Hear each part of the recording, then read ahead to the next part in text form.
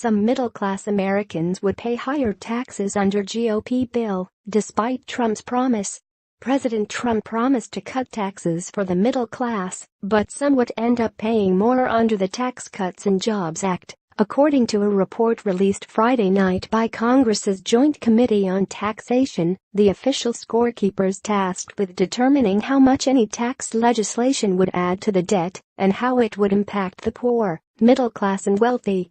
The Trump administration says it has a bright-line test that the president won't support any tax bill that does not give the middle class relief on their taxes. The Tax Cuts and Jobs Act that House Republicans released Thursday appears to violate that vow, at least for some middle-class taxpayers. The JCET found that the GOP bill would add nearly $1.5 trillion to the debt over the next decade and that, on average, families earning between $20,000 and $40,000 a year and between $200,000 to $500,000 would pay more in individual income taxes in 2023 and beyond. JCET does not explain why these families see an increase, but it is likely that it's in part because some tax credits aimed at helping the middle class expire in 2023, including the Family Flexibility Credit. Republicans are currently debating whether to extend this credit, but doing so would require them to find new revenue in the tax bill somewhere else, including, possibly, by raising taxes for other Americans. Upper middle-class families are also losing popular tax breaks like the state and local income tax, SALT, deduction, which may explain why they get higher tax bills. It's possible that other families will also see their tax bills jump under the plan. JCET only reports what happens to the average taxpayer in each income bracket. Experts across the political spectrum, including the Tax Policy Center, plan to release more detailed reports in the coming days showing what happens to large and small families, rich and poor, and those that claim big medical deductions under the GOP plan. JCET's estimates show that this bill is heavily tilted toward the wealthy, says Lily Batchelder, a tax law professor at New York University and former member of President Obama's National Economic Council.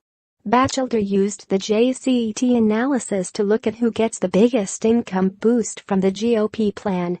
She found that millionaires would see their after-tax incomes rise by 2.2% after a decade, and that is without factoring in how wealthy families benefit for the elimination of the estate tax. Families earning $50,000 to $70,000, the middle of the middle, would see only a 0.6% rise, and families earning $20,000 to $40,000 get no benefit at all. JCET distributional estimates millionaires get 2.2% boost in income without even counting estate tax. Middle class gets far less or nothing. Pic.twitter.com HRWQJORH32 Lily Batchelder, at Lilibich, November 3, 2017. Trump and congressional Republicans argue that business tax cuts would also help middle class because companies will create more jobs and pay workers more. The Tax Foundation, a right-leaning think tank, found that the GOP bill would result in almost 1 million more full-time jobs and that wages would rise for many workers. The larger economy and higher wages are due chiefly to the significantly lower cost of capital under the proposal, which is mainly due to the lower corporate income tax rate, the Tax Foundation wrote in a report Friday. JCET also took a close look at what happens to people's incomes after taking into account the business tax cuts. JCET found that more Americans would be better off, but some families, especially in the $20,000 to $40,000 range, would still see tax increases after 2023. JCET assumes about a quarter of the tax savings that businesses receive would end up in the pockets of workers because of higher wages. Wealthier families also benefit from higher stock dividends and changes to small businesses' taxes. There are winners and losers in any tax bill.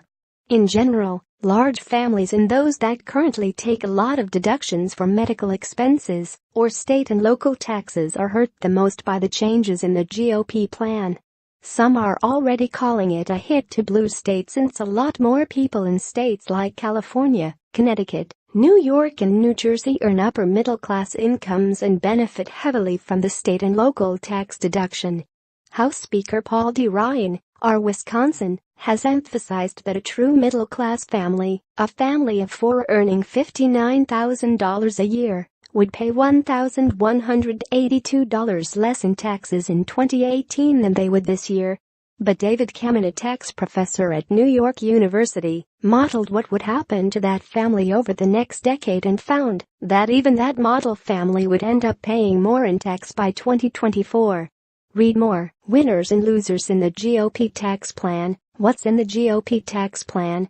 How many families actually own $500,000 plus homes?